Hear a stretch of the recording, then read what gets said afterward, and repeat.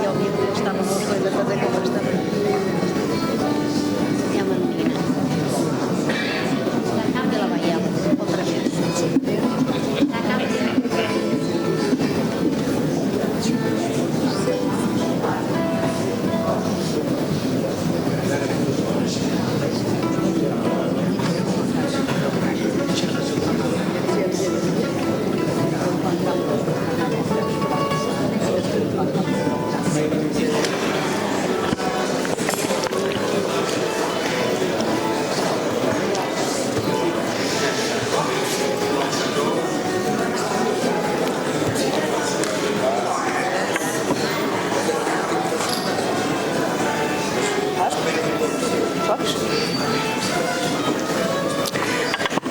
Boa tarde, minhas senhoras e meus senhores, ilustres convidados. Sejam bem-vindos à apresentação dos Cadernos 6. Os Musiqué Cadernos 6. É o 6º capítulo de um percurso literário, histórico e cultural iniciado em junho de 2020.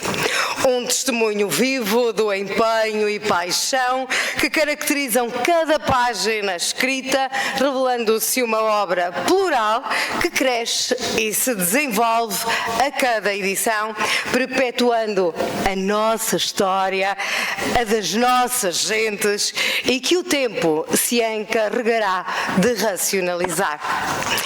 A atual empreitada, uma empreitada intelectual, é uma edição com 637 páginas, que desde já os convidamos a ler com uma verdadeira sinfonia de palavras a saborear.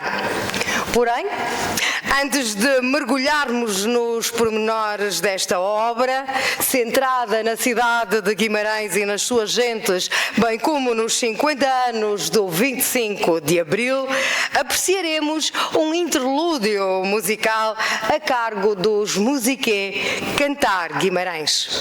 Trazem-nos uma canção da sua autoria inédita, uma ode musical dedicada à Citânia de Briteiros, com forte ligação a esta nobre instituição onde nos encontramos hoje, a Sociedade Martim Sarmento.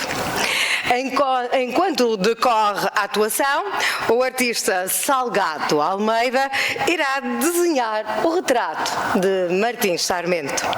Acompanhada pelos instrumentistas José Soares e José Leite nos bandolins, Luís Oliveira na viola e Júlio Dias no piano, sob a direção artística da maestrina Ana Almeida, minhas senhoras, meus senhores, os Musiqué Cantar Guimarães.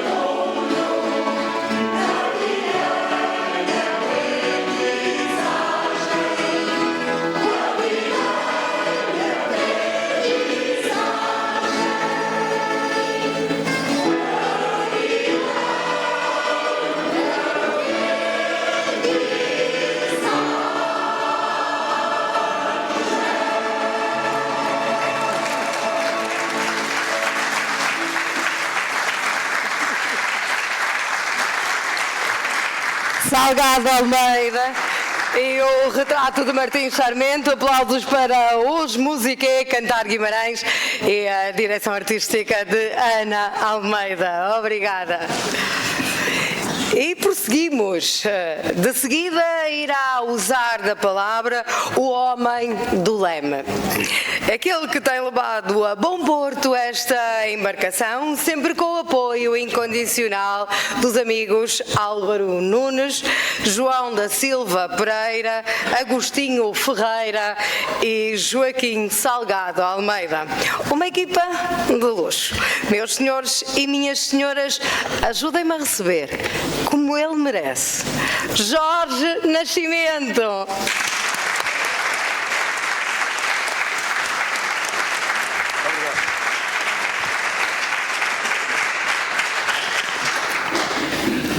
A pedido aqui do nosso companheiro César, vamos falar daqui. Era suposto irmos ali àquele púlpito, mas vai ser daqui que nós nos vamos dirigir a todos vocês. Senhor Presidente da Câmara, Senhora Vice-Presidente, Senhor Vereador da Cultura, Excelentíssimo Deputado da Assembleia da República, Ricardo Araújo, o chefe desta casa, o diretor desta casa, Dr. Antero Ferreira, tantos amigos, tantas pessoas ilustres, um cumprimento especial para a esposa do meu amigo Rui Guimarães e para todos vocês, autarcas, representantes de instituições da cidade, amigos de todos os quadrantes. É um gosto estar aqui. E uma vez mais, os Musiqué estão cá para lançar a edição número 6 dos seus cadernos. Como alguns dizem, mais parecem livros ou até um tijolo. De facto, um livro e um tijolo, na edificação de uma cidade sempre em construção, é um desafio que há 4 anos vimos assegurando com trabalho, com esforço e com orgulho. Com efeito, iniciados em junho de 20, este número dos Musiqué Cadernos é já a 6ª edição publicada, que revela e evoca Guimarães, as suas gentes, ou relembra vertentes culturais deste país que é o nosso. Um registro do que fomos, somos e seremos, que nestes últimos 4 anos conta o progresso e a vida de Guimarães, que, como diz o nosso hino, é toda a nossa aspiração. De facto, graças à dinâmica equipa coordenadora destes cadernos, que tenho a honra de coordenar,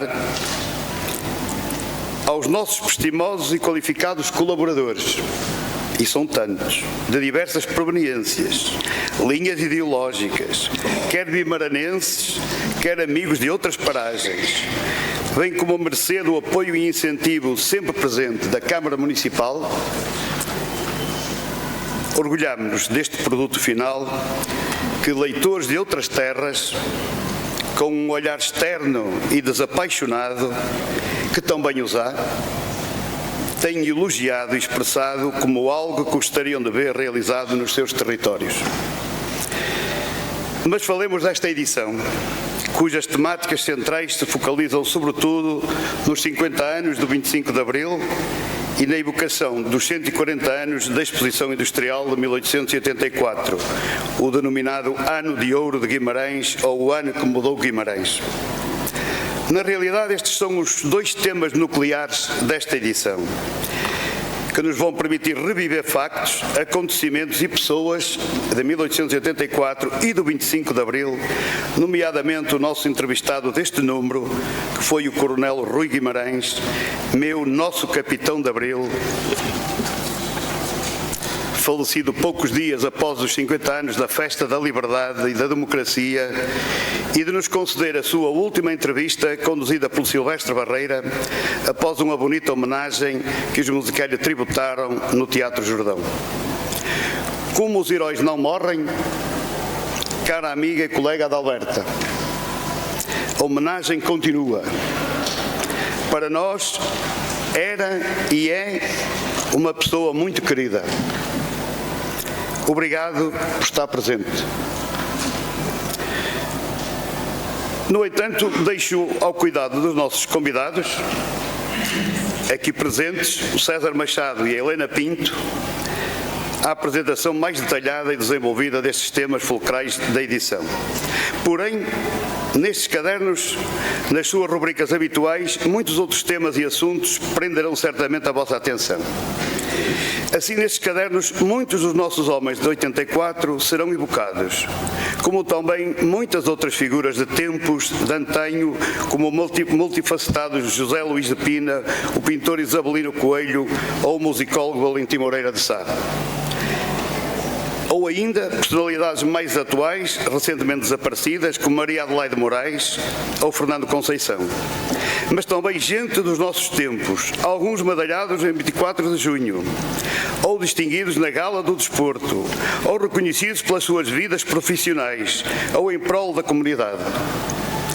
Outro sim, algumas conquistas de valorização do nosso património, que aqui agora celebramos, entre as quais salientam a recuperação da Torre da Alfândega e dos fornos de Olaria da Cruz de Pedra. Uma abordagem que passa também por rememorar Guimarães há 100 anos e muitas coletividades e instituições aniversariantes, como a Universidade do Minho, que acaba de celebrar também 50 anos e mereceu um extenso artigo. O movimento escotista, entre outras associações, bem como recordar os nossos atletas olímpicos e a façanha da conquista da primeira medalha olímpica em 1924. Relembro pela oportunidade e gosto de podermos contar com o testemunho escrito pelo próprio punho do Dr. Henrique Pereira de Moraes, testemunha viva dessa época. Ademais, não esquecemos também Luís de Camões, nos 500 anos do seu nascimento.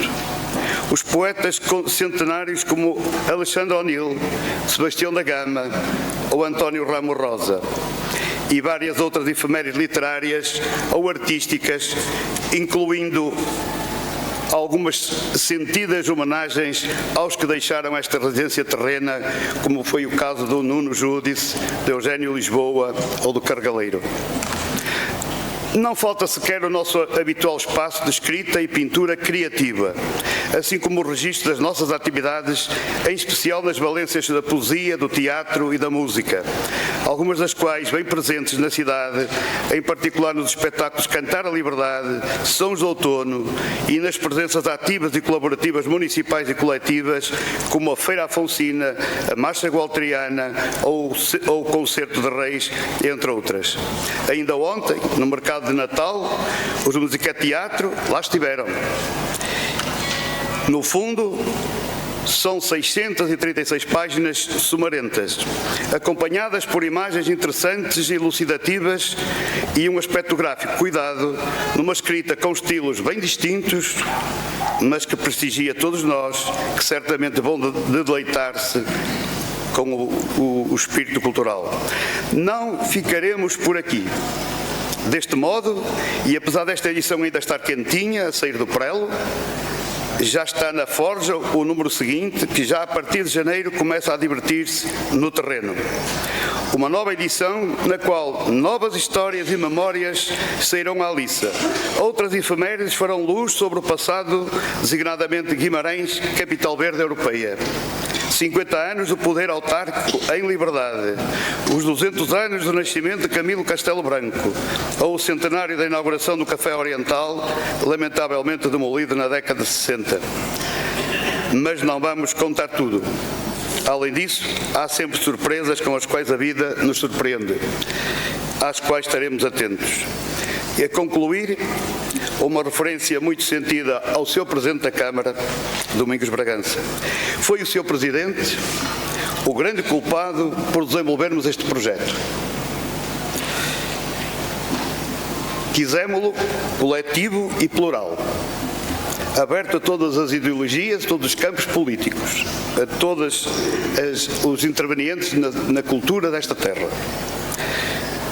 Acreditou em nós, desde a primeira hora. Evidentemente que lembramos os seus vereadores, Adelina Paula, Paulo Lopes Silva, que nos têm acompanhado sempre. Nunca esqueceremos que naquele ano de 2020, com o Covid, este projeto nasceu e ainda vive, e está bem vivo. E Guimarães ganhou. Guimarães ganhou. Obrigado por estar aqui hoje presente, porque esteve também no primeiro lançamento do número 1. Muito obrigado pela sua presença, muito obrigado a todos vocês, e deixo a palavra para quem estudou os cadernos, foram aqui os meus dois amigos. Muito obrigado.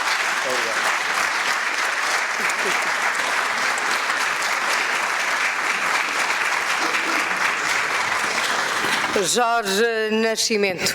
Inspirados a nível musical e poético, é chegada a altura de mergulharmos nos Música e Cadernos 6. Para o efeito, usará da palavra a doutora Helena Pinto, que se debruçará em particular sobre Guimarães, o ano de ouro de 1884. A nossa interlocutora, que nestes cadernos assina também o artigo Uma Igreja Incompleta num Toural em Mudança, em coautoria com Maria José Meireles, tem doutoramento em Ciências da Educação e mestrado em Património e Turismo pela Universidade do Minho. Este com a seguinte dissertação, melhor dizendo, Guimarães, Centro Histórico, Património e Educação. É investigadora integrada no Centro de Investigação Transdisciplinar, Cultura, Espaço e Memória e no Grupo de Investigação, Educação e Desafios Societais. É professora auxiliar convidada da Faculdade de Letras da Universidade de Coimbra, Departamento de História, Estudos Europeus, Arqueologia e Artes. Docente de História e formadora certificada, uma companheira de muitos desafios por terras de Santrocato. Paralelamente às dezenas de trabalhos científicos publicados em revistas científicas especializadas e capítulos e livros, a doutora Helena Pinto tem também produzido diversos trabalhos na área da história local. Tem participado como membro investigador em vários projetos internacionais e orientado e sendo membro de júris de dissertações de mestrado e teses de doutoramento em universidades portuguesas, espanholas e também brasileiras. É com ela que vamos ficar, é com ela que vamos mergulhar em primeira instância nestes os Música e Cadernos 6. Caros amigos, caros convidados, tem a palavra a doutora Helena Pinto.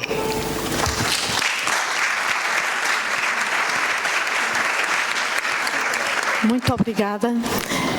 Eu vou ficar sentada para poder ir acompanhando melhor a leitura, pois por isso mesmo tenho que aproximar. Já é costume o meu tom de voz não se ouvir. Ok. Excelentíssimo Sr. Presidente da Câmara, excelentíssima Vereadora da Educação e Vereador da Cultura, demais entidades autárquicas, nacionais e locais, caros autores destes cadernos 6, e caros amigos e caros membros do Musiqué. Antes de mais, um agradecimento ao Jorge Nascimento Silva, Presidente dos Musiqué, pelo convite para a apresentação destes cadernos 6. É uma honra, mas acima de tudo, uma responsabilidade estar aqui. Recordo o ano de 2006 e penso que a doutora Adelina também recordará, no âmbito da formação contínua de professores, a solicitação que na altura, como diretor do Centro de Formação Francisco de Holanda, me fez para proferir uma palestra inserida no âmbito da 25ª Semana Aberta da Escola Francisco de Holanda, que intitulei A Escola Francisco de Holanda no contexto da industrialização de Guimarães, e que decorreu no Salão do Museu Alberto Sampaio, numa parceria com a querida Isabel Fernandes, que na altura já era diretora e também foi minha docente no mestrado de Património e Turismo. E foi nessas lides que eu comecei a colaborar, foi nessa fase que eu comecei a colaborar também com os museus locais. E por isso é uma enorme alegria tê-la hoje aqui também. Já nessa época, ao pesquisar algum acervo documental e bibliografia disponível, ficaria impressionada com os contributos de um grupo de personalidades que transformariam indelevelmente a cidade de Guimarães. 1884 é aqui lembrado pela equipa editorial, e muito bem, como o ano de ouro de Guimarães. Mas se foi um ano de ouro, isso deveu-se, penso eu, em grande parte a uma geração de ouro. Exercendo a profissão docente há várias décadas, tenho constatado, de tempos a tempos, que há uma geração ou outra que se destaca, ou pela capacidade de aplicar conhecimentos a novas situações, ou pela criatividade, pelo dinamismo e pela cooperação. As vicissitudes da globalização têm levado muitos destes jovens adultos a procurarem no exterior oportunidades de demonstrar essas valências. Mas há 140 anos, e antes disso, era no âmbito local que muitos procuravam espelhar aquilo que viam ou sabiam acontecer nas grandes cidades do país, Lisboa ou Porto, e da Europa, Londres, Paris e outras.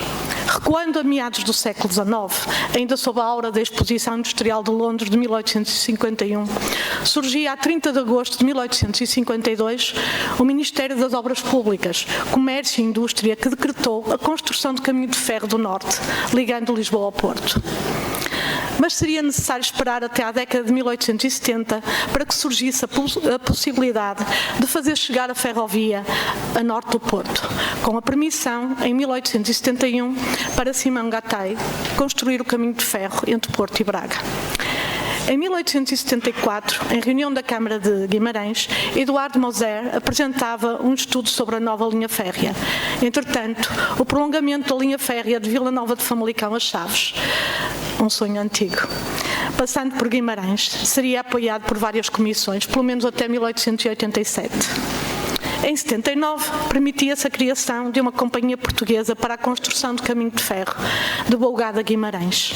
E, em 83, a linha entre Trofa e Vizela era inaugurada com grande celebração. Finalmente, a 14 de abril de 1884, a chegada do comboio foi marcada por uma recepção festiva na estação de Guimarães, com música e fogos de artifício.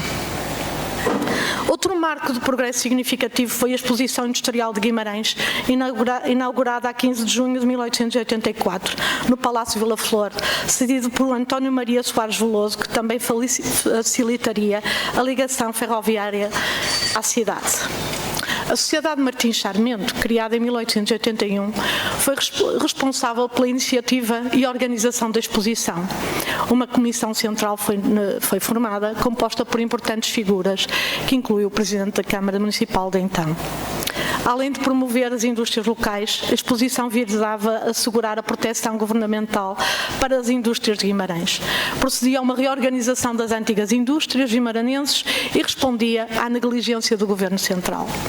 Os setores expostos incluíam têxteis, vestuário, metalurgia, papel, marcenaria e diversos outros produtos. O relatório elaborado por Joaquim José de Meira e Alberto Sampaio é um documento crucial para entender o valor industrial de Guimarães na época. Refiro aqui um excerto do mesmo relatório que salientei na pesquisa de 2006, que fiz na altura. As nossas indústrias, a que tem faltado a seiva vivificante da instrução, apresentam no seu regime e produção o tipo de trabalho de outros tempos. Se excetuarmos poucas classes, as antigas indústrias de Guimarães vão se definhando e depreciando todos os dias. Se não forem restabelecidos dentro de um curto prazo, com a direção que lhes falta, com os capitais de que carecem, com o ensino e a aprendizagem necessárias, parece atual estes termos, a depreciação marchará a passos rápidos, talvez até à ruína total. A exposição marcou o desejo de criar uma escola industrial, local, a suprir a falta de conhecimento técnico, reconhecendo que a instrução profissional era essencial para a modernização da indústria. O analfabetismo elevado que graçava na sociedade portuguesa e local foi identificado como um obstáculo ao desenvolvimento económico, não apenas a curto prazo. Salomé Duarte, nestes cadernos, destaca entre figuras proeminentes da elite letrada que trabalharam em prol do desenvolvimento económico, social e cultural da cidade, a contribuição de Alberto Sampaio, que enfatiza a necessidade da educação para o progresso coletivo. Estes homens marcam um ponto de viragem que moldou a identidade e o reconhecimento de Guimarães, através do esforço coletivo e das realizações comprometidas com causas públicas. Fora também esse o caso de Francisco Martins Sarmento, há pouco ali ilustrado, particularmente pelo seu contributo para a arqueologia científica em Portugal, promovendo simultaneamente Guimarães na cena cultural europeia. É disso exemplo a visita à Citânia de Briteiros por especialistas em antropologia e arqueologia estrangeiros, que ele trouxe a Guimarães e à Citânia a expensas próprias. Outro exemplo já referido deste esforço coletivo foi a chegada do comboio e do caminho de ferro. Segundo Casimiro Silva, aqui também destes cadernos 6, foram idealizados por utopistas como símbolos de progresso em Guimarães, o que contrasta com a narrativa atual, que mostra alguma desilusão com a falta de modernização do sistema ferroviário, que deixou a cidade em situação de estagnação, mas também a região, nomeadamente com o encerramento da linha de Guimarães a Faf, em 1986. A revitalização do transporte ferroviário é sugerida como uma solução de mobilidade sustentável e de qualidade, dada a crescente problemática da poluição e do congestionamento urbano. Mas voltando ao ano de ouro, é de registar a criação da Escola Industrial por decreto publicado a 3 de dezembro de 84. É um ponto fulcral, embora ainda não o culminar, de um processo, como refere José Alberto Lameiras, que tem origem no período liberal do século XIX, especialmente durante o governo regenerador, onde a atividade industrial era vista como fundamental para superar as crises do país. O decreto de 1864 previa escolas industriais em localidades-chave, mas não foi implementado de forma eficaz e o ensino técnico foi persistindo na agenda política. Embora se afirmasse a importância do ensino industrial prático, a ausência de Guimarães na lista das novas escolas de desenho industrial gerava insatisfação. O ensino técnico continuava limitado por fatores económicos e uma falta de visão adaptada às necessidades locais. No processo de transição para o ensino industrial, destaca-se o papel da Escola Francisco de Landa. E falando de Francisco de Landa, no início da madrugada de hoje, a RTP2 passou um programa sobre este gênio do Renascimento, Francisco de Landa, que deu o seu nome a esta escola, que visou este ensino prático. Diversos passos já tinham sido dados nesse sentido por personalidades ligadas à criação da Sociedade Martins Sarmento, com um foco na promoção da instrução popular, como salienta Antero Ferreira. A dinamização de cursos noturnos, conferências, uma biblioteca popular, desafiavam a desconfiança da sociedade, então, sobre a educação das classes trabalhadoras. Acrescentava, em 1883, a publicação da Revista de Guimarães, que teve como responsável pela edição do primeiro número, Domingos Leite Castro, que incluía artigos significativos, como, por exemplo, a resposta a uma pergunta: convirá promover uma exposição industrial em Guimarães? De Alberto Sampaio. E uma série também sobre sócios honorários, iniciada por José Sampaio. A revista circulou até 1913, abordando temas relevantes para Guimarães, como arqueologia, história, agricultura e indústria, sempre com a participação de intelectuais notáveis na época. A publicação, suspensa entre 1913 e 21, foi reflexo da morte de Domingos Leite Castro e das mudanças políticas em Portugal. Era relançada em 21 sob a direção de Eduardo Almeida, continuando a sua missão de promover Guimarães e a sua cultura. Salienta-se também nestes cadernos 6 uma outra publicação, O Comércio de Guimarães, que celebrou 140 anos a 15 de maio, sendo o mais antigo do distrito de Braga e incluído no seleto grupo de jornais centenários em Portugal. Surgiu num período de grande dinamismo em Guimarães e teve um papel essencial na divulgação da cultura e do dia-a-dia junto do grande público, apesar da elevada taxa de analfabetismo. Na sua primeira edição, o Comércio de Guimarães professou um compromisso com a defesa dos interesses da comunidade, como salienta a direção do jornal. Suspenso em 1985, foi revitalizado no ano seguinte, quando passou a ser gerido pela Santiago Sociedade de Cultura e Turismo e atualmente faz parte da Guima Press, na qual se inclui também a Rádio Santiago, contribuindo para um projeto de comunicação social em Guimarães, com vínculo à história e cultura vimaranenses. Mas esta história e cultura não se limitam à cidade, ainda menos ao seu centro histórico, que acabou de comemorar 23 anos de classificação como Património Cultural da Humanidade, a área à qual se associou mais recentemente a Zona de Couros. Referem-se a todo o município e extravasam até o Vale do Ave. Destacam-se nestes cadernos 6 também os contributos das cutelarias de Caldas das Taipas e as suas termas. Sendo mencionada nas inquirições régias de 1258, como refere Carlos Marques, a cutelaria de Caldas das Taipas destaca-se como uma atividade relevante desde o século XVI, com o surgimento, por exemplo, de uma corporação de cutileiros. Com o liberalismo e o fim do regime corporativo, impulsionava-se o setor industrial. Uma nova fábrica de cutelaria era fundada em 1836. Desde 1944 é notória a presença de cutileiros de Guimarães em grandes exposições internacionais, como revela a lista apresentada por Carlos Marques e que culmina em 2012, ano da Capital Europeia da Cultura, com a publicação de um magnífico livro. Também as águas termais das Taipas tiveram o seu lugar na Exposição Industrial de Guimarães, como nos mostra António José de Oliveira. Redescobertas no século XVIII por Cristóvão dos Reis, que destacou as suas propriedades terapêuticas em obra de 1779, a Câmara de Guimarães deu-lhe atenção a partir de 1818, com a construção do balneário, canalizando água de 5 nascentes. E em 1875 era inaugurado um novo edifício termal. A apresentação das águas termais em várias exposições aumentou a visibilidade e competitividade do setor termal da região. A título de exemplo, em 1903, as águas das Taipas foram novamente expostas no Porto, tendo a Câmara Municipal investido na sua divulgação, o que reforçou a importância do turismo termal na região. Quer o turismo, quer o transporte de matérias-primas e de produtos fabricados necessitavam de vias de comunicação e também meios de transporte adequados aos novos tempos. Tempos de mudanças, como salienta o meu contributo em coautoria com Maria José Queiroz Meireles. É um processo bem visível na Praça do Toural, com destaque para a Igreja de São Sebastião e o seu processo de demolição, num período de renovação urbana com abertura de acessos e alargamento de vias, tendo em vista a articulação com a Estação de Caminho de Ferro. Em 1884, são notórias as transformações ocorridas na área do Toural, onde se procura finalizar a construção da Basílica de São Pedro, importante ponto de passagem junto da Porta da Vila, onde se realizava a Feira de Gado. A partir de 1583, esta ganhou destaque com a adição de um chafariz desenhado por Gonçalo Lopes e tornou-se um espaço de festividades e interação social, como hoje. Intervenções urbanísticas, como a construção de casas a partir de 1793, mudaram a configuração do espaço, mantendo, no entanto, a ligação à muralha antiga.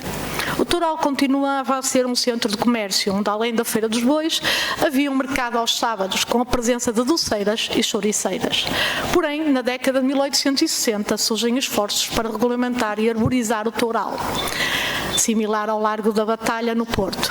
O movimento inclui propostas para realocar o chafariz, demolir a Igreja de São Sebastião e reformas também em resultado de um incêndio de 1874. A deslocação de referentes urbanos como o Cruzeiro da Igreja de São Domingos, do qual se guardam vestígios no Museu da Sociedade de Martins de Sarmento, e são assim preservados como parte de um património histórico, uma memória materializada desse legado. Memória e identidade estão intimamente ligados a esta dialética de mudança e permanência, visível no espaço urbano, e também tão caras estas ideias à educação histórica, minha área de investigação. E a estátua de Afonso Henriques é disso um exemplo.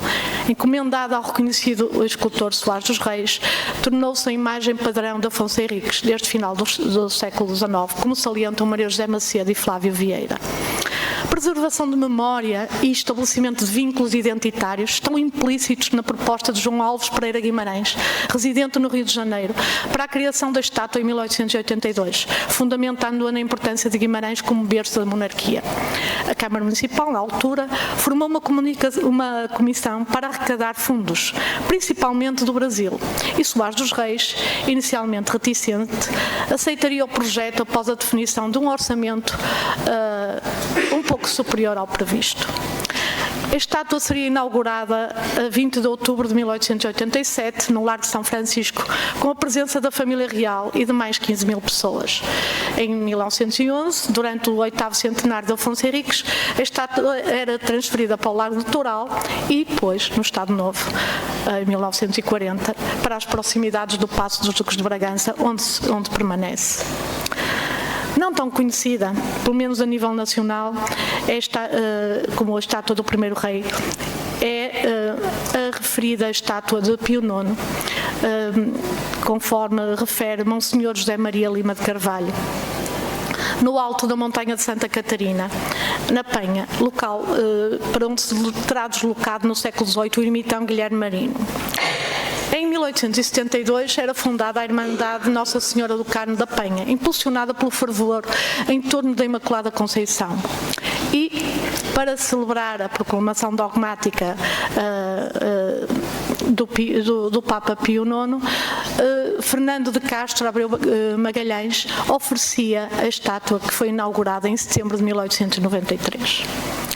Se estas obras são icónicas, cada uma à sua escala, tal como é a Torre da Alfândega, património ao qual agora é dado um novo uso, porque afinal o património é uma construção social, não menos o será, pelo menos no imaginário popular, uma peça de olaria local, a Cantarinha dos Namorados.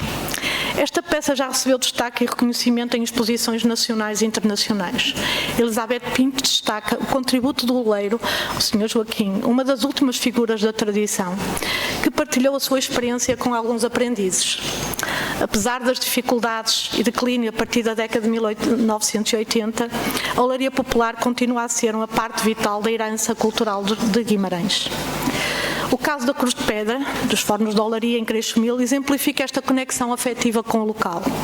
A abertura do Centro das Artes e Ofícios Tradicionais, em 24 de junho deste ano, representa um esforço para valorizar e promover os conhecimentos e as práticas dos antigos ofícios de Guimarães, utilizando recursos locais e a determinação da comunidade para superar desafios.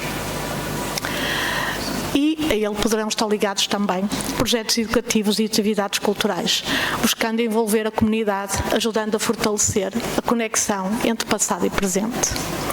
Não sendo possível contemplar todos os contributos nesta obra de mais de 600 páginas, regresso à educação. E regresso ao ano de 1913. Em relatório enviado a 13 de março à Direção-Geral de Comércio e Indústria, o então diretor da Escola Industrial Francisco de Holanda, Joaquim José de Meira, alertava. Depois de umas passagens, diz ele: para as classes populares desta cidade e povoações vizinhas, o ensino da escola tem produzido evidentes e assinalados benefícios, proporcionando a estas classes meios de ilustração e conhecimentos de proveito geral em todos os ramos de trabalho. Desde muitos anos, porém, que nem as aulas de desenho, nem o gabinete de física, nem o laboratório químico foram beneficiados. O ensino é ministrado aproveitando-se o material com que a escola foi dotada no seu início, podendo afirmar-se que nestes últimos 25 anos nada lhe foi acrescentado. Mas a persistência e a resiliência dos vimaranenses continuava. E em 1923, tal como nos é referido na obra Labor da Grey, obra que consultei na biblioteca do Museu Alberto Sampaio, em 2006, organizava-se e realizava-se a Exposição Industrial e Agrícola do Concelho de Guimarães, organizada pela Associação Comercial e Industrial. Decorreu numa área de 3.050 metros quadrados, de 3 grandes corpos do edifício da Escola Francisco de Holanda. Seguindo o catálogo geral, a ordem dos expositores foi a seguinte: indústrias caseiras, artes industriais, lavores femininos, arte e secção agrícola. E 100 anos depois, que desafios nos esperam? Pelo menos, já conhecemos. Em 2026, a capital verde europeia, num quadro global de luta contra as rápidas alterações climáticas e de promoção da sustentabilidade. Mas, volto a dizê-lo, mais do que anos de ouro, é necessário que o sejam, sim, as atuais e as futuras gerações. Muito obrigada.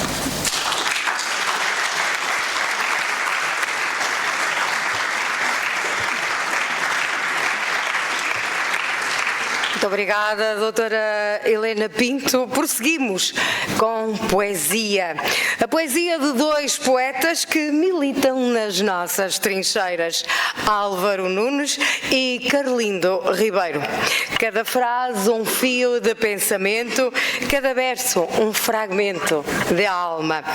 Um momento para apreciar a poesia, mas também para evocar Abril e homenagear os seus heróis.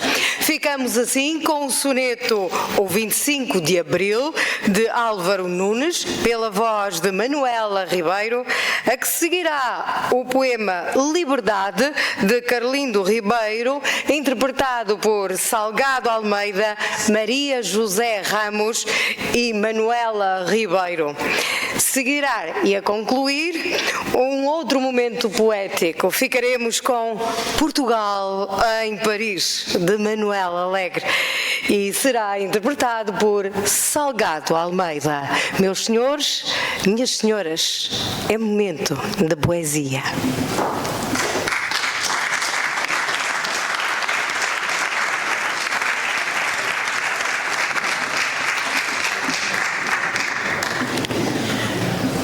25 de Abril. Hoje é o dia da criação dos dias, de raiar auroras prodigiosas, de rir e chorar alegrias, acender tochas luminosas. Hoje é o dia dos cravos e rosas, com abril a florir em maio. Abrir avenidas esperançosas, repartir o pão do samagaio. 25 de Abril da democracia, desenvolvimento e liberdade, fim da guerra e descolonização. Teu dia no calendário propicia novas vontades e igualdade, novas caravelas da nação.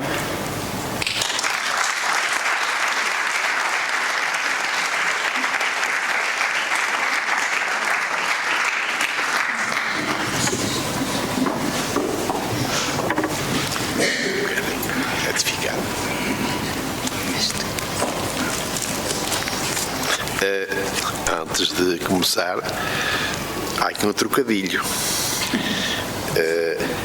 Esta senhora é a Maria José e esta senhora é aquela que foi chamada, enunciada, mas que não declamou.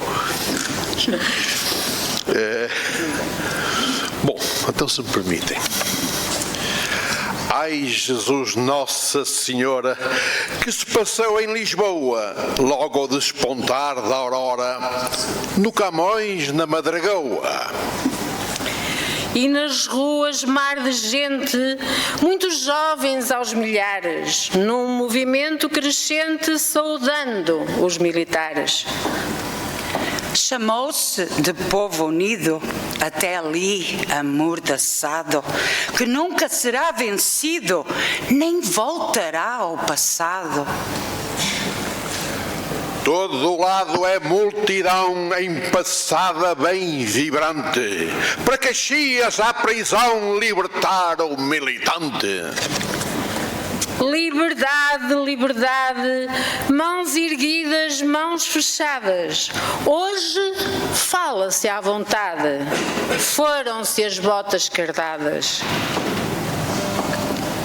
Já não vêm caixas de pilho do outro lado do mar. Desta vez, o soldadinho vai às terras a ensinar. Que o MAFA tem programa de Abril, só capitães. O Vasco não é da Gama, para a escola o Magalhães.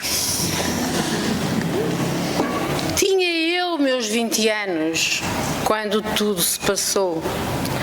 Angola para os angolanos, Portugal então cresceu. Barco Império, afinal, canta o autor noutro tom, retornou a Portugal o primo, o tio, o irmão. Tantas feridas a tratar de heróis desconhecidos, em seus olhos vê-se um mar, tantos sonhos destruídos. Mas a língua portuguesa dos egrégios avós tem sotaques de beleza, é padrão de viva voz. Frágil é a liberdade, tem inimigos à espreita, prometem nova verdade, mas o povo não aceita.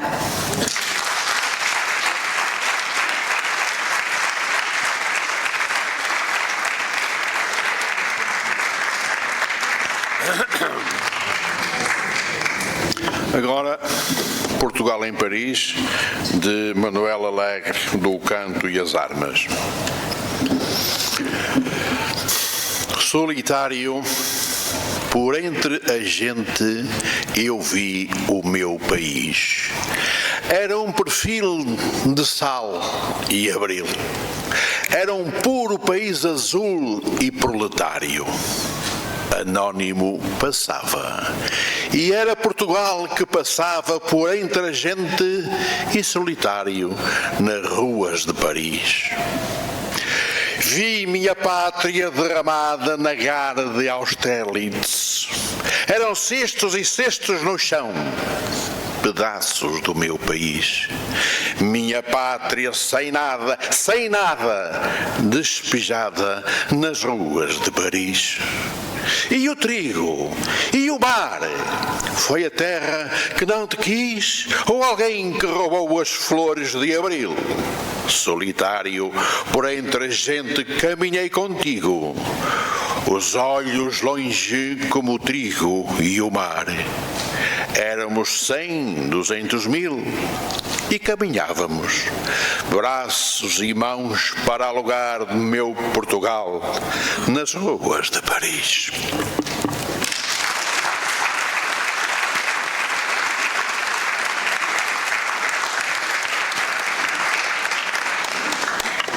Estivemos com um momento de poesia e, por falar em poetas e grandes escritores, as palavras de Fernando Pessoa: na liberdade que nasce a vida que vence.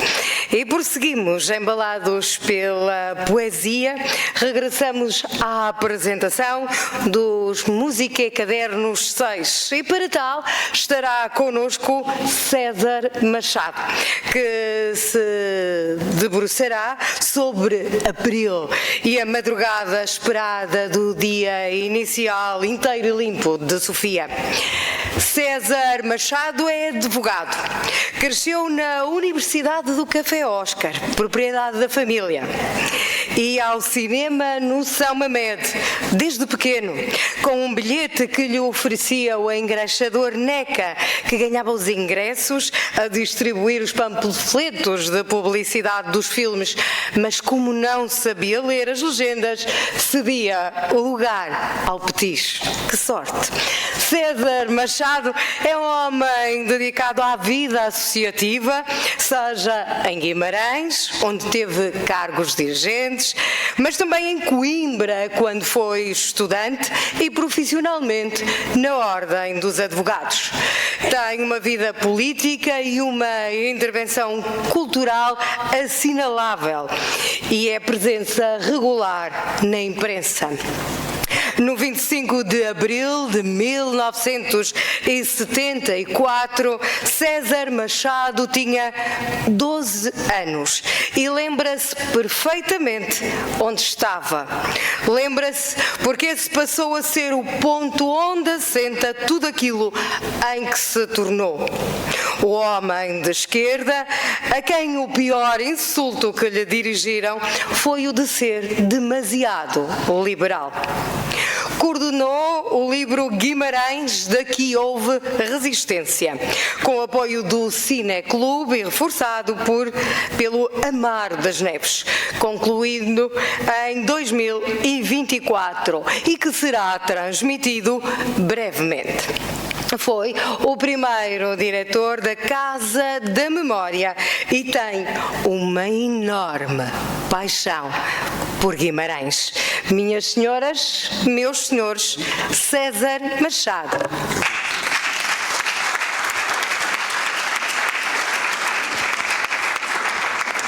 Bom, muito boa tarde. Eu tenho que agradecer esta apresentação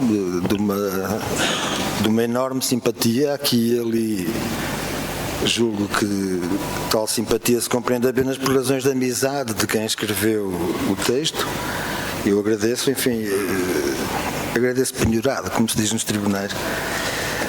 Queria começar por cumprimentar o Sr. Presidente da Câmara, os senhores vereadores aqui presentes, o Sr. Deputado Ricardo Araújo, a direção da Sociedade Martins Sarmento, na pessoa do meu amigo Antero Ferreira,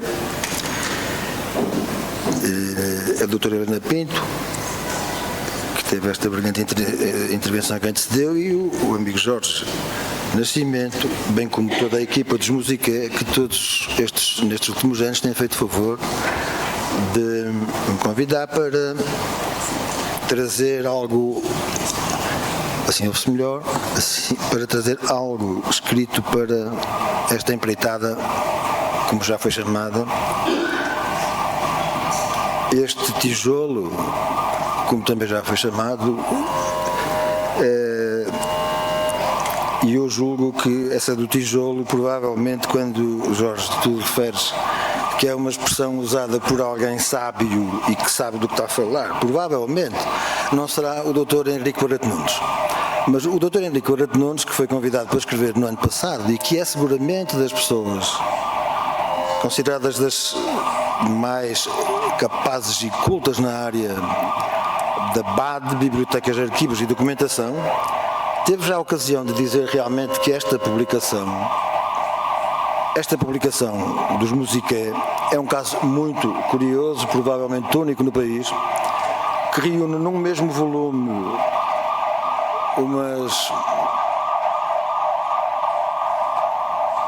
centenas de páginas com textos de uma enorme importância, de uma diversidade absolutamente fascinante.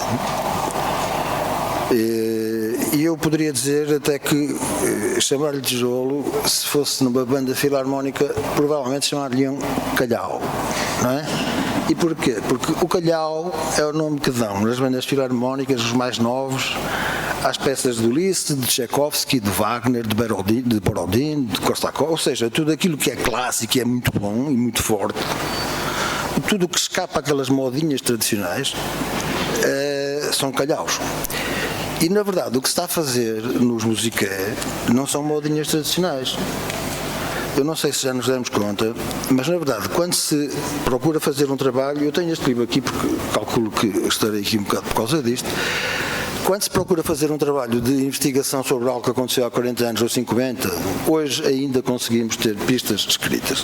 Calculo que daqui a 40 ou 50 anos isso vai ser muito difícil, porque uma boa parte do que se escreve consome-se no éter, não é? Fica no espaço da internet, o repositório não é seguro, nada seguro, e de facto todos os anos poder reunir, como acontece neste caso, este conjunto de depoimentos sobre as mais variadas matérias, que vão mudando ano para ano, é um trabalho que eu reputo extraordinário e que, sobretudo, chama a atenção para isso, me parece ser um trabalho feito a favor do futuro, um trabalho para a memória futura que convém sublinhar.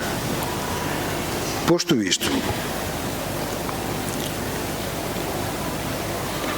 eu julgo que uma das razões por que me convidaram para falar da parte respeitante aos 50 anos de 25 de Abril tem a ver com, inicialmente, a elaboração de um livro chamado Guimarães daqui a Resistência, de que fui responsável, que está neste momento a ser ultimado para a RTP exibir em 2025, ali por Abril. Aliás, um dos textos que está escrito, neste caso por mim, para este número dos Cadernos Musiqué tem exatamente a ver com isso. Já agora o outro texto que fui convidado a escrever tem a ver com a justiça. a justiça que não se fez à justiça anterior a 25 de Abril. Eu procurarei falar das duas a seu tempo. Queria começar por dizer o seguinte: como é que se situa nisto, pode ser uma pergunta feita, como é que se situa nisto um cidadão que tinha 12 anos no 25 de Abril, qual é a sua memória do 25 de Abril? Qual é a sua memória da ditadura? Esta é uma pergunta legítima. Bom, eu poderia contar uma história em breve, enfim, não muito demoradamente, mas que é para mim uma história muito impressiva, aliás já escrita numa crónica num jornal local. No ano de 1970, julho, fiz férias aquilo que se chamava uma colónia de férias, no colégio de Vila Pouca, que não era na altura um colégio de elite. E estávamos em São Bartolomeu do Mar, concelho de Esposende. Não tínhamos televisão, deitávamos muito cedo e acordávamos mais cedo ainda.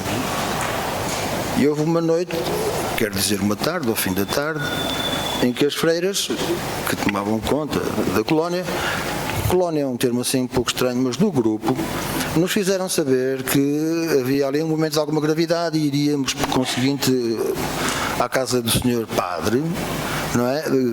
Em recolhimento, por conseguinte, sem barulhos, sem gritos, sem grandes risadas e em fila indiana. Não sabíamos exatamente para o que íamos, sabíamos que quando chegámos à casa do Sr. Abate subíamos ao primeiro andar e no primeiro andar estava uma sala vazia que parecia muito grande. Depois, com o tempo, aprendemos que esses espaços muito grandes afinal são bem mais pequenos. Mas o certo é que nessa sala o que tinha era apenas uma mesa num canto com um televisor. Em cima do televisor, ou melhor, em cima da mesa estava um televisor, a televisão estava ligada e tinha uma imagem fixa. Essa imagem fixa era de um caixão.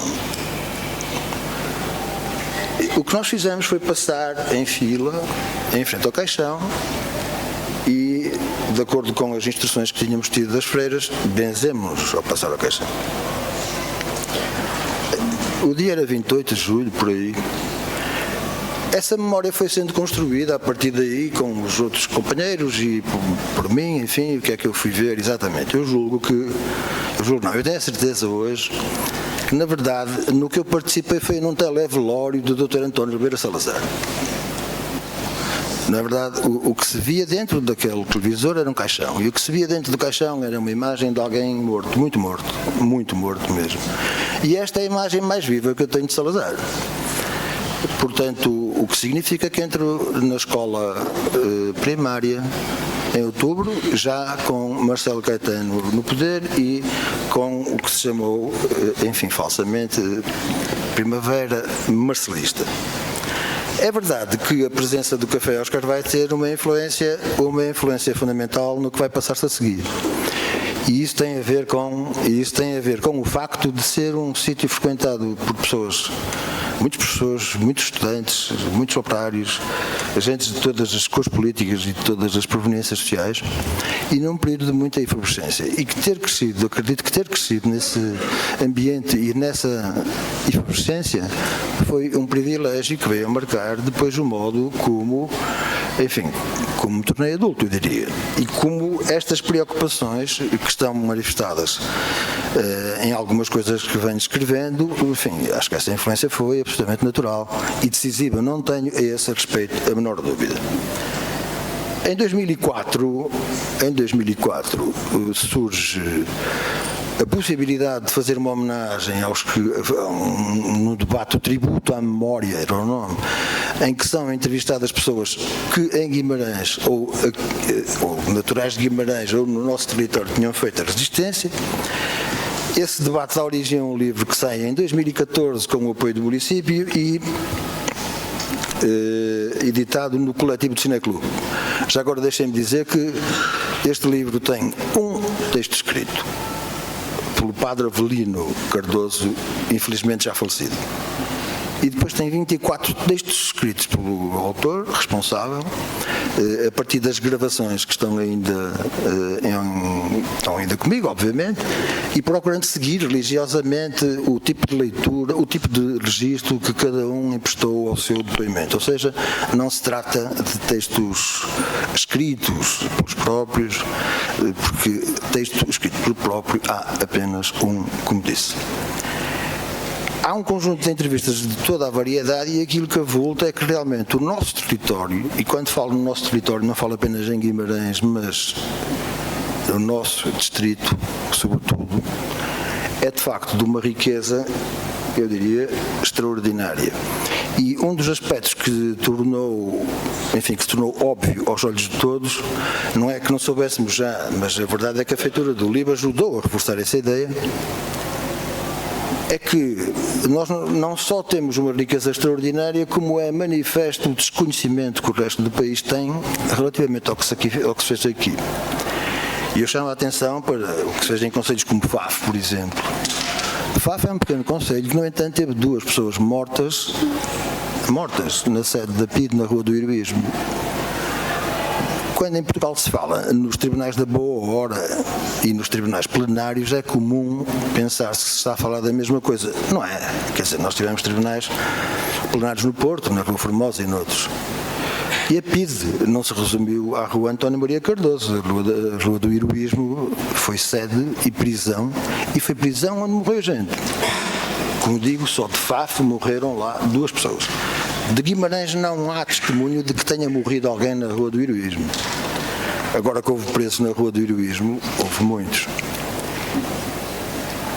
No texto que me solicitaram que escrevesse para este número dos cadernos dos Musiqué, pareceu-me que era de elementar justiça colocar 5 fotografias de 5 individualidades que foram marcantes no movimento dos designados democratas de Braga Distrito. E falo de Lino Lima, de Vila Nova de Famalicão, Humberto Soeiro e Vítor de Sá, de Braga, e por Guimarães, Santos Simões e Eduardo Ribeiro. Este trabalho político não seria o mesmo sem este grupo, obviamente. José Manuel Tengarrinha dizia que a CDE de Braga será, ou terá sido, talvez, a CDE que melhor funcionou no país. E a autoridade de José Manuel Tengarrinha para falar nisto é uma autoridade reconhecida por todos, não é? Ou pelo menos é pouco posta em causa. Já agora convém recordar que em 1957 e em 1965 só há 2 distritais que vão até ao fim das eleições. Só há uma distritalmente que vai até ao fim das eleições, e essa é Braga. Quando eu falo em Braga, falo em Braga Distrito. De tudo isso se procura falar naquele livro, de tudo isso se procura falar neste artigo. Agora, vamos lá ver. A ideia não é falar naquele livro, a ideia é falar no que se faz nos cadernos dos Musiqué e naquilo que poderá vir a ser um pouco a série que estamos à espera que aconteça para abril e que está feita. Já agora é devido a uma palavra, porque é justo, ao apoio que foi dado pelo município na altura. Já era presidente da Câmara do Dr. Domingos Bragança, e eu era na altura seu adjunto, e quero dizer que este livro só foi possível de fazer-se com o total apoio que o município prestou. Não foi só uma questão de apoio material para a realização do livro, não. Foi também a possibilidade de não prejudicando o trabalho que tinha que fazer, poder em simultâneo realizar o livro. Escusado será dizer, porque é assim que estas coisas só se fazem assim. A realização do livro, que envolveu o coletivo do Cineclube, que me envolveu a mim e que envolveu também a Alexandra Xavier na parte gráfica, foi absolutamente feito pro bono, isto é, não houve ninguém que tivesse ganho qualquer quantia com a realização deste livro. Isto é daquelas coisas que só há 2 maneiras de fazer, ou é muito fácil ou é impossível. E o modo como nós encaramos esta missão, porque foi assim que foi encarado, foi como uma coisa fácil. E até ver, não estamos nada arrependidos. Não estamos nada arrependidos e demos-nos conta de que vivíamos numa terra muito singular. aqui falo já mais da terra Guimarães e já não tanto do distrito. Uma terra onde de repente percebemos que nasceu Abel Salazar, isto anda tudo ligado, diria eu, por acaso nasceu porque o pai era professor na escola Francisco de Landa e vivia no Hotel Toural, mas a verdade é que nasceu cá.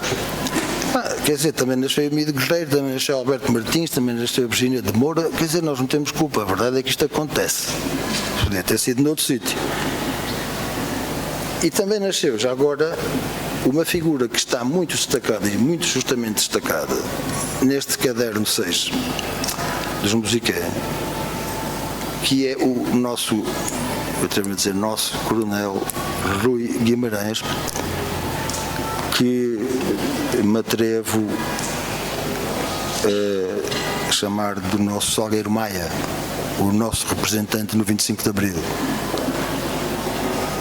E fiquei com um pedido de desculpas para lhe apresentar, como tive já o cuidado de dizer à Sra. Adalberta, que não fui a tempo porque ficou um almoço em atraso que não se pôde realizar e tinha a ver com um facto muito simples.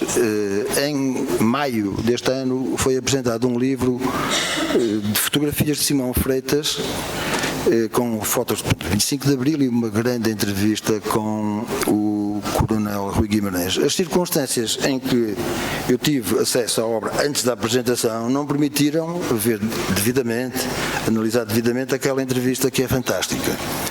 E daí, naquela apresentação, a entrevista não teve, a meu ver, quer dizer, não teve por responsabilidade minha exclusivamente, o relevo que devia ter tido.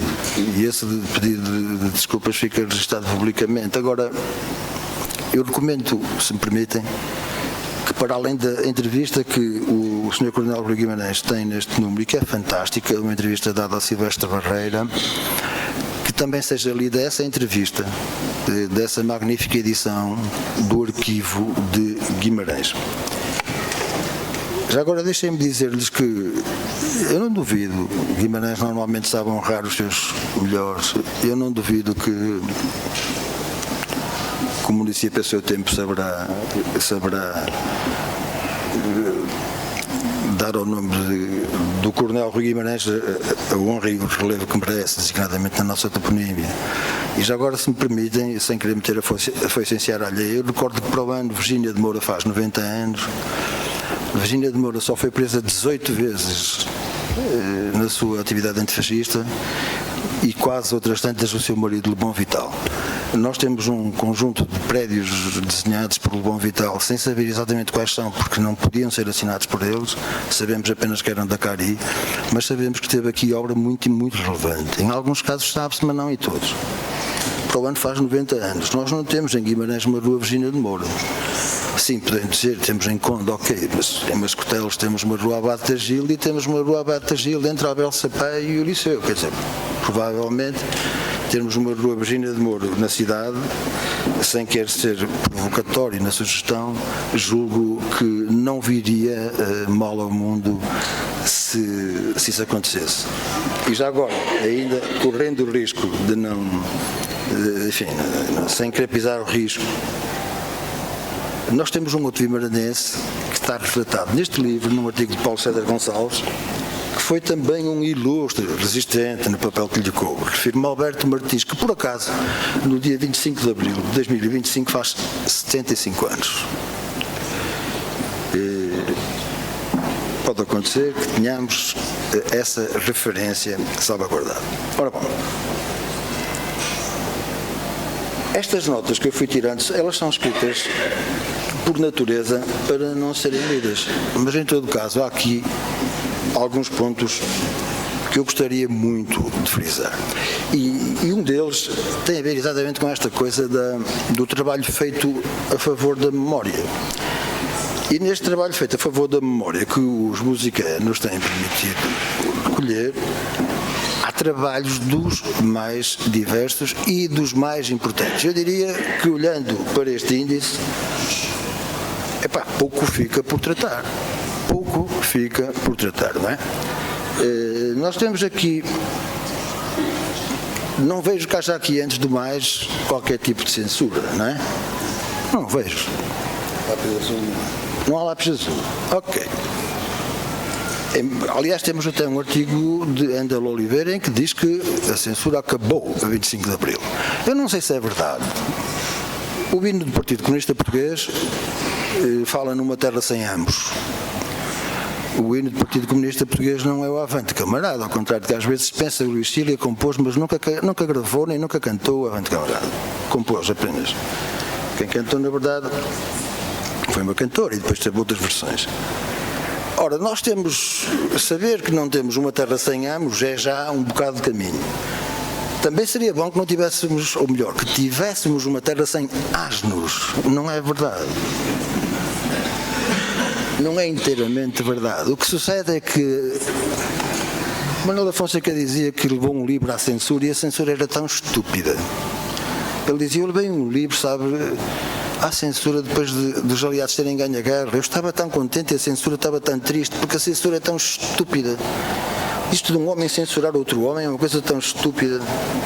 Eu não sei contar histórias como Manuel da Fonseca, mas eu posso dizer-vos que nesta sala, aqui nesta sala onde nós estamos, nas comemorações de 25 de Abril de 2025, desculpem, 2005, portanto, um ano depois do debate que deu origem a este livro, fez um debate de homenagem ao poder autárquico democrático. E tinha na mesa os representantes de todos os governos camarários até à época. Como sabe o Dr. António Emílio, da primeira Comissão Administrativa, porque já tinha falecido o Dr. José Augusto Silva. Depois tinha o Sr. Edmundo Campos, saudoso Edmundo Campos. Depois tinha o Sr. António Xavier, e depois tinha o Sr. Manuel Ferreira, e depois tinha o Dr. António Magalhães. No meio tinha um moderador, que por acaso era eu. Quem lê o jornal, o que é que vê? Vê uma foto, quer dizer, na Albânia cortava-se com canivete, raspavam-se as fotografias e tirava-se da ponta, que não é difícil. Tirar um tipo da ponta numa foto não é difícil, agora tirar-o do meio não é fácil. Isto aconteceu no jornal O Povo de Guimarães, para que não haja dúvida e para não se pense que a censura só existe nos jornais de direita. O Povo de Guimarães. E a foto é bizarra porque aparecem 5 pessoas e no meio da mesa estão lá 2 mãos marotas que não pertencem a ninguém. Essas mãos são minhas. Quero com isto dizer que a censura tem as suas formas estúpidas, violentas, grosseiras em muitos locais. E também nos locais mais inesperados. É a vida. Aqui não noto que haja censura e noto até que há ocasião para existirem. Já agora deixem-me dizer, o Povo de Guimarães foi o jornal em que eu comecei a escrever, sempre gratuitamente, e escrevi até que o jornal acabou. Houve uma altura em que o jornal era democrático e tinha até artigos muito provocadores do Rui Vítor Costa, artigos à direita, claramente, o que era um sinal de democracia e de pluralismo que julgo deve ser muito sublinhado. Do mesmo modo como coube depois escrever no jornal Notícias de Guimarães, que era um jornal bem à direita, e eu era conectado com a esquerda e nunca me censuraram coisa nenhuma. Nem nunca me cortaram a fotografia, nunca me cortaram o pescoço, nunca me cortaram as mãos, enfim. Mas como dizem os ingleses, no hard feelings, nada de ressentimentos. Agora, há uma coisa que me dizia o Mário Soares, que convém não perder de vista. Perdoar, sim, esquecer nunca, porque aí batemos na questão que é o segundo texto apresentado aqui. Nós temos uma das nossas maiores vergonhas que consiste no facto dos nossos magistrados que participaram nos julgamentos plenários nunca terem sido julgados. É bom recordar que nenhum juiz ou nenhum procurador dos tribunais plenários foi obrigado a ser juiz ou procurador nos tribunais plenários. Todos os magistrados que estiveram nos tribunais plenários estiveram porque quiseram. Houve casos de extrema violência. Mário Soares, por exemplo, foi advogado de Otávio Pato, que foi espancado barbaramente durante o julgamento. E houve um caso particularmente grave em que foi julgado Aquilino Ribeiro pela escrita de um romance em que foi advogado Abranches Ferrão e também Mário Soares. era Presidente da República, o Dr. Mário Soares, depois do 25 de Abril, e deu-se numa cerimónia pública com um homem da sua frente, que era um dos piores esbirros dos tribunais plenários, e que por acaso era, em democracia, o Presidente da secção criminal do Supremo Tribunal de Justiça. E esse Presidente da República, que se chamava Mário Soares, disse: não, perdoar sim, esquecer nunca. Este homem não pode estar à frente dos tribunais plenários, porque isto é uma infâmia. Como foi uma infâmia o julgamento que se fez aos agentes da PIDE. Os vários presos políticos que aceitaram ser testemunhas nos julgamentos dos PIDES sentiram-se duplamente humilhados e sentiram, dizem eles, alguns, por exemplo, a Maria da Conceição Matos diz isso: eu senti-me pior no julgamento dos PIDES do que quando fui torturada. Porque o que o juiz me dizia era quase censurar-me por eu estar a criticar o PIDE que me havia torturado, querendo dizer quase que eu é que estava a mentir. Ora bom, esta história nunca foi história, nunca foi assunto. É um problema saber quem julga o julgador. Em Portugal isso não se fez e eu creio que também não é agora que se vai fazer. E do que se trata, eu queria deixar claro, não é de sede de vingança, não é nada disso. Não, trata-se apenas de não deixar prescrever a verdade. Porque a vitória do esquecimento é a derrota da liberdade. É uma das coisas que dizem ali alguns dos depoentes. A vitória do esquecimento é a derrota da liberdade. Em relação ao modo como a justiça funcionou antes do 25 de Abril e foi julgada depois do 25 de Abril, a liberdade perdeu. A liberdade tem perdido. E porque acredito que isto anda tudo ligado, é bom não esquecer que advogados como Lino Lima, de quem já se falou, estiveram presos durante, no caso dele e no caso do Lino Lima, e por causa de um julgamento em que por acaso interveio como ré Virgínia de Moura, teve preso 3 meses por ter redigido um manifesto em que protestava contra a desigualdade de armas entre os arguidos e a acusação. E tudo porque os autos de fé feitos pela PIDE em interrogatórios valiam como prova em juízo. Por conseguinte, isto é um conjunto de coisas de que, no mínimo, conviria não esquecer. Não esquecer. Deixem-me salientar, para terminar, eu vou ver se torno isto mais sintético. Eu gostaria de salientar que destes textos que aqui estão, nós temos uma grande incidência sobre o poder autárquico, e ainda bem, e a presença de textos de António Xavier, António Magalhães, Manuel da Fonseca, Manuel Ferreira, Adelina Paula Pinto, José João Terrinha, Presidente da está no dossiê. Eu já referi, Dr. Denis Bragança, o do próprio António Mota Prego, o texto do Paulo Lopes Silva, são textos que vão ao ponto. O texto do Oscar José Pires é um texto que vai às lutas que estão antes das que citei do movimento, e é um texto muito importante. Porquê? Porque o Dr. Oscar Pires preocupa-se neste texto em chamar a atenção para aqueles democratas que fizeram a sua luta e não chegaram ao 25 de Abril. Os homens de quem eu falei estão presentes a partir, sobretudo, do fim de 50, da geração Delgado para a frente, embora Santos Simões já estivesse nas eleições de Norton de Matos.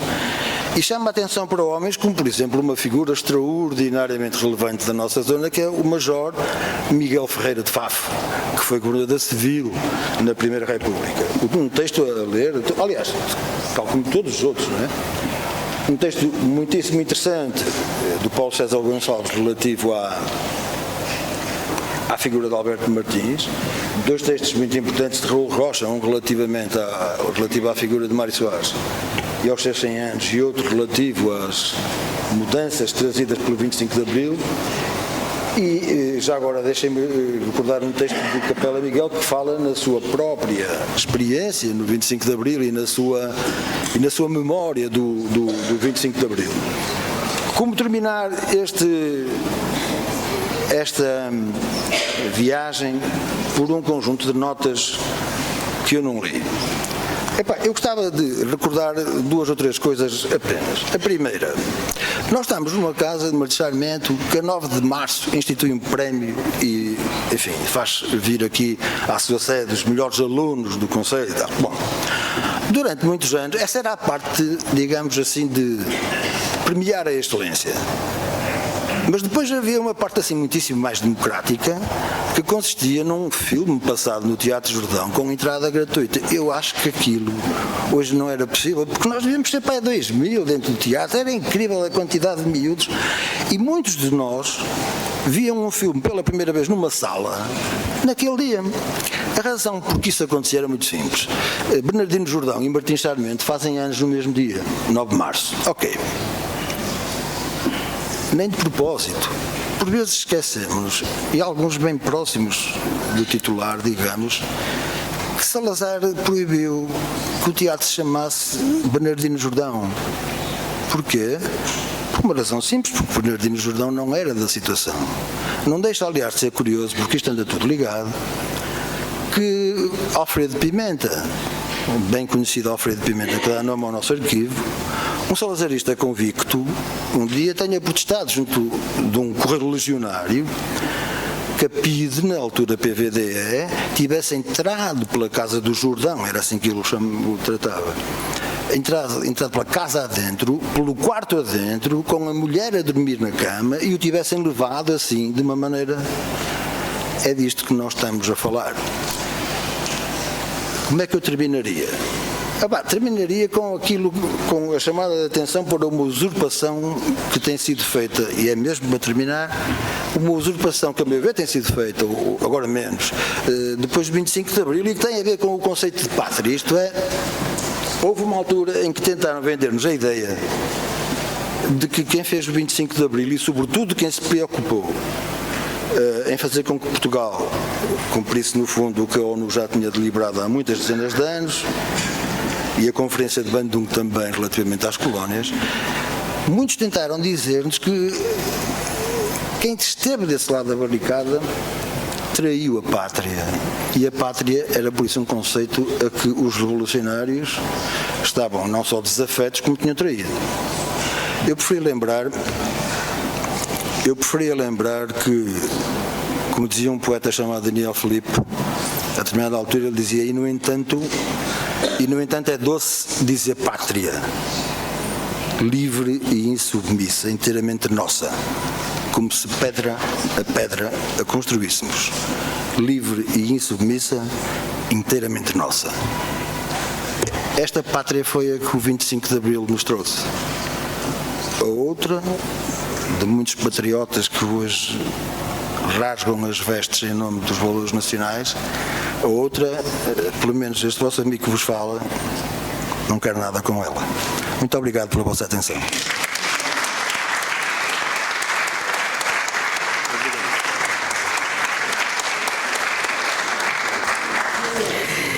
E de seguida regressamos à música.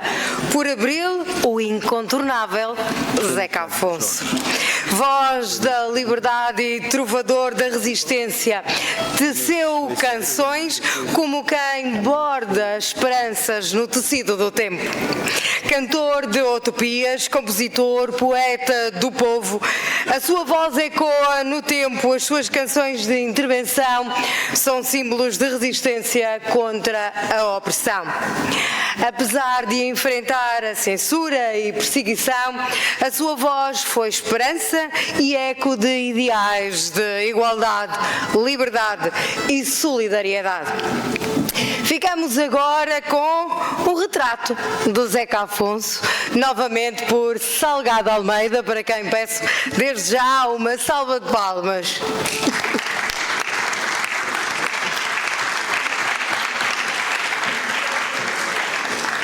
Para paralelamente, minhas senhoras e meus senhores, voltamos a ter os Musiqué cantar Guimarães. Novamente José Soares e José Leite nos bandolins, Luís Oliveira na guitarra, Domingos Araújo no acordeão e Júlio Dias ao piano. A maestrina, para quem peço desde já uma salva de palmas, é Ana Almeida.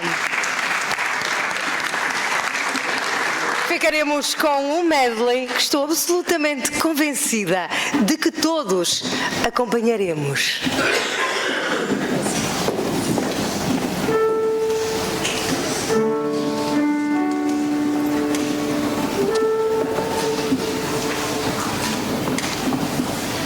Eu vim de longe, de muito longe, o que eu andei para aqui chegar. Eu vou para longe, para muito longe, onde nos vamos encontrar. Como queremos queremos dar.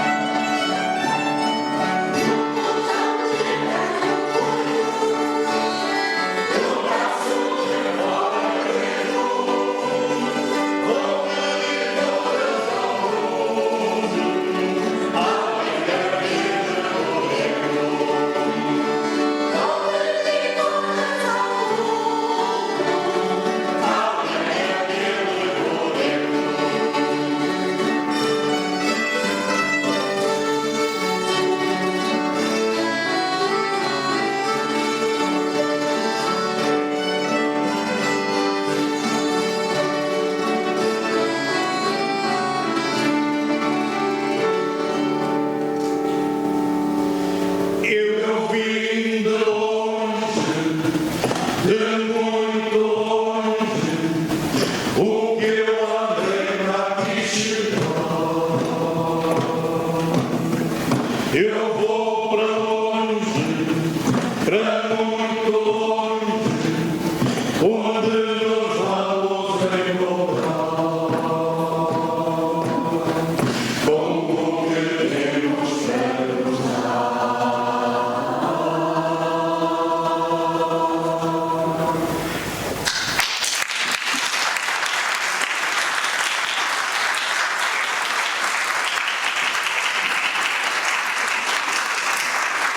Os Musiqué cantar Guimarães por Abril, assim nos vamos. E como canta Chico Buarque, que gosto tanto, foi bonita a festa, pá, fico contente. Ainda guardo renitente um velho cravo para mim. E prosseguimos, vamos avançando para o crepúsculo desta sessão. É chegada a altura de agradecer a todos quantos tornaram possível esta edição e este momento em particular. Assim, obrigada ao diretor da revista e a toda a equipa coordenadora e redatorial dos cadernos e aos seus atores e colaboradores que tenho o privilégio de integrar, bem como a todas as valências da família. Os Musiqué foram eles que tornaram possível os cadernos e esta apresentação. Obrigada à Biblioteca Municipal Raul Brandão, na pessoa da sua diretora, a engenheira Juliana Fernandes, pela gravação também desta sessão, que posteriormente será disponibilizada. Muito obrigada a todos os membros dos Musiqué, são na verdade inexcedíveis. Obrigada também à Sociedade Martins Sarmento, na pessoa do seu presidente, Antero Ferreira, que aqui nos recebe, mantendo viva a chamada da cultura e da instrução popular. Obrigada à Câmara Municipal de Guimarães, que, e em valorização de Guimarães, tem oferecido um apoio inestimável aos Musiqué e, em particular, os Musiqué Cadernos. Muito, muito obrigada. Obrigada, Sr. Presidente. Foi e tem sido, com os seus vereadores, naturalmente, fundamental para o êxito deste projeto. Os Musiqué agradecem, Guimarães agradece. Por isso mesmo, e também a concluir, e num gesto de enorme gratidão e respeito, concedemos a palavra ao seu Presidente da Câmara Municipal de Guimarães, que peço que me ajudem a receber, Dr. Domingos Bragança.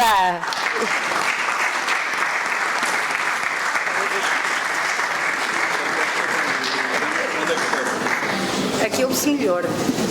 Parece-me, sim.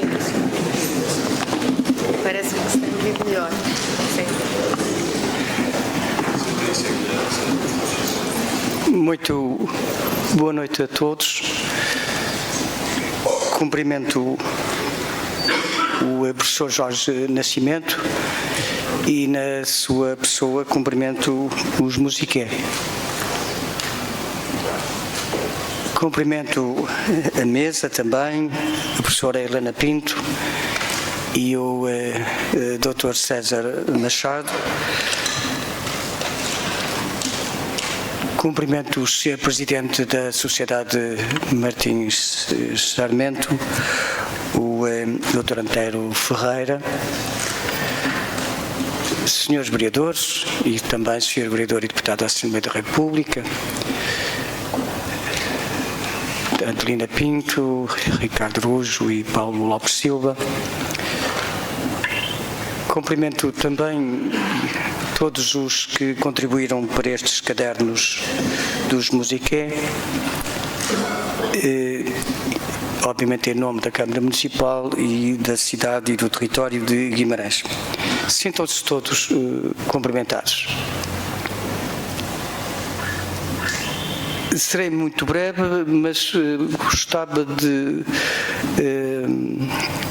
além de expressar a gratidão pelo contributo que estão a dar para a memória futura de Guimarães, com estes cadernos, o 6º, e vão continuar.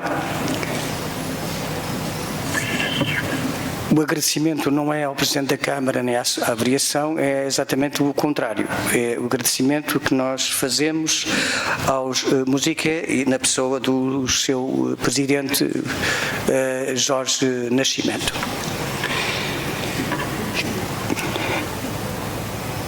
Nós temos em conta que a identidade só é conseguida se tivermos memória do nosso passado, essa memória trazida ao presente. E essa memória trazida ao presente tem o olhar e a interpretação da nossa situação contemporânea, o que significa experienciar o passado com o que nós somos no presente. Significa também assumir um forte sentido de identidade e de pertença quando nós trazemos ao presente os movimentos coletivos de uma cidade, os seus protagonistas principais e aqueles que em momentos difíceis conseguiram superar e promover desenvolvimento humano e social em Guimarães, mas também aqueles que em momentos tranquilos conseguiram surpreender e trazer novos desafios para o seu presente e para o futuro que nos foi legado. Isso é muito importante porque nós só construímos o nosso futuro se tivermos exatamente essa vivência e essa identidade de pertença coletiva. Eu aqui ouvi também dizer, nomeadamente no conjunto, até porque estes cadernos, como todos os anteriores, mas este até é muito em especial, é diverso e tem em conta nessa diversidade, é diverso e procura a diversidade, se quiser o plural, e que nos dá a conhecer momentos sociais, históricos, enfim, políticos, institucionais, de comunidade que a nós hoje nos orgulha muito e que nos dá enorme responsabilidade. Mas também é bom ter presente, nomeadamente pelos 50 anos de liberdade do 25 de Abril, que afinal nada é eterno, nada está conseguido para sempre. Os desafios que temos para uma democracia substantiva no presente e no futuro são imensos. A ciência e a tecnologia traz-nos sempre situações muito boas, desafiantes e promovem o bem-estar das sociedades, mas também trazem-nos desafios e nós, obviamente, sabemos o que foi o futuro do passado, mas não sabemos qual é o futuro do presente. E esse futuro do presente, dado à evolução da ciência e da tecnologia, nomeadamente da inteligência artificial e da inteligência artificial no especial, e que nos podem trazer desafios para a democracia enormes. E eu ouvia um comentador na televisão dizer, a pretexto ou no contexto de uma situação política, e portanto não refiro nem valorizo neste momento essa situação política, mas dizia que também não tem importância, porque a maioria das pessoas a que se dirige essa mensagem não conhecem sequer Dom João II. Bem, Dom João II foi, se não um dos principais, o principal para nós foi Afonso Henriques, mas foi um dos principais reis do nosso passado, da nossa monarquia. Significa que a democracia, para ser defendida, precisa de ser conhecida e intensificada. A cultura democrática tem que ser robustecida. E os tempos de hoje não estão por aí. Não vão por aí. Não vão. Significa que há falta de literacia política naquilo que é entendido nos valores democráticos. Não é de filiação partidária, não é do querer pertencer a uma ideologia partidária, enfim, estrito sensu. Não é isso. É saber em cada momento o que é preciso defender e escolher para o nosso futuro. No sentido de que vivamos democracias saudáveis, no âmbito do respeito e da decência humana. E isso pode estar em crise.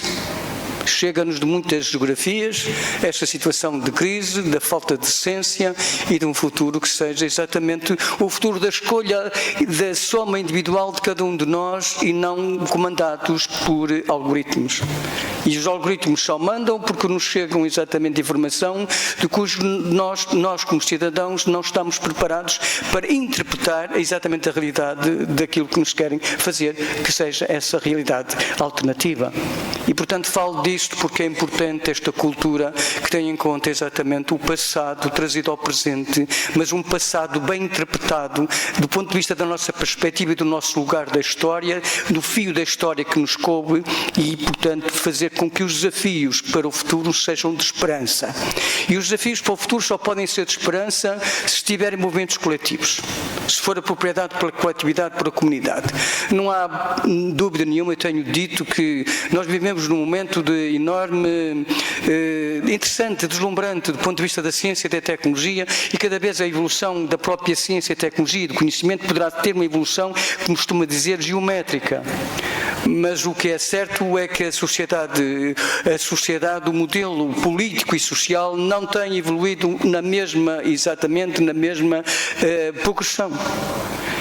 Há falta de ciências humanas, há falta de filosofia, há falta de sociologia, há falta de literatura, há falta de artes, há falta de história na nossa formação como cidadãos. Há falta. E não é fácil, porque nós podemos apresentar imensas possibilidades de comunicação, mas se o destinatário dessa comunicação não estiver disponível, não passa. E esse é o grande problema, porque a atenção para aquilo que é efêmero, que é imediato, que é superficial, capta a atenção da sociedade e das pessoas e, portanto, até não é só dos mais jovens, não façam por aí, é de todas as gerações, não é só dos mais novos. O problema dos mais novos é que eles são o futuro e a parte dos mais velhos é que tem mais, obviamente, isso é normal, tem vida já vivida, tem obviamente mais passado e menos futuro. E portanto é só isso, mas pertence a todas as gerações. E este é um grande desafio.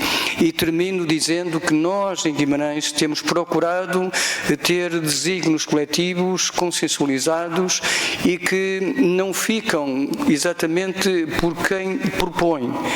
Quem propõe tenta que isso seja apropriado pela sociedade, pelo coletivo, pela comunidade guimaranense, porque isso é que cria tração coletiva, força coletiva e ninguém poderá reverter. E, portanto, significando as causas maiores que temos pela frente, eu cito, por exemplo, obviamente, as alterações climáticas, a defesa do património natural, a defesa da biodiversidade, que no fundo é defendermos a nós próprios, o desenvolvimento sustentável, que não é mais que defender a qualidade de vida para todos nós, no presente e no futuro. Mas só é possível, não é porque apresentamos um modelo técnico-científico. Isto podemos apresentá-lo. Isso vale porque esse modelo, obviamente, apoiado e baseado na ciência e na investigação, obviamente tem que ser assim, no conhecimento, é exatamente o movimento político e democrático apropriado por uma comunidade que quer exatamente essa transformação. E isso é que tem força, isso é que cria transformação, senão não cria coisíssima nenhuma. E portanto, é o que nós temos que dizer, é criar esperança, mas a esperança só é conseguida se ela for a esperança de todos. Temos pela frente muitos desafios, bons desafios, saibamos nós estar à altura do presente como aqueles que aqui hoje estão, muitos deles aqui identificados e foram protagonistas da sociedade guimaranense, da cidade de Guimarães e do território de Guimarães, também o souberam fazer no passado. Obrigado a todos.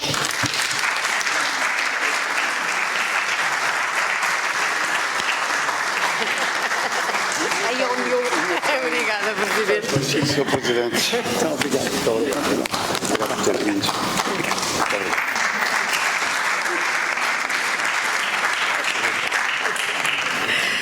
Gratos pela presença de todos, avançamos para o final desta cerimónia, conscientes dos desafios e certos de que somos memória e raiz.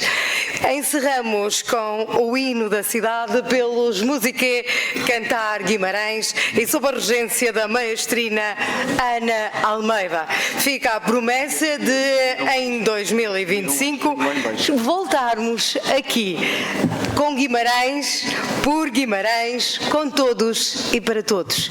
No final, convido-vos para um pequeno lanche e também uma troca de palavras para desejarmos direta e pessoalmente a cada um Feliz Natal. Minhas senhoras e meus senhores, fiquem então com os Musiquê Cantar Guimarães. Encerramos com o hino de Guimarães.